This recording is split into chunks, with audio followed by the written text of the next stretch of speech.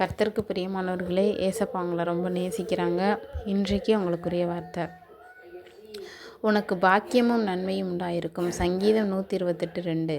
ஆம் பிரியமானவர்களே, இன்றைக்கு ஆண்டவர் நமக்கு கொடுக்குறதான ஒரு நல்ல வார்த்தை என்ன அப்படின்னா, உனக்கு பாக்கியமும் நன்மையும். யாருக்கு அப்படின்னா, இந்த சங்கீதத்தில் ஒரு வார்த்தை போட்டிருக்கு, ஆண்டவர் கொடுக்குற எல்லா கட்டளைகளுக்கு முன்பாகவும் என்ன ஆண்டவர் கொடுக்குற எல்லா ஆசீர்வாதங்களுக்கு முன்பாகவும் என்ன இருக்குது அப்படின்னா ஒரு கட்டளை இருக்கும். ஆமாப்பா, நம்ம அந்த கட்டளைக்கு கீழ்ப்படிஞ்சால் மாத்திரம்தான் அந்த ஆசீர்வாதம் நமக்கு.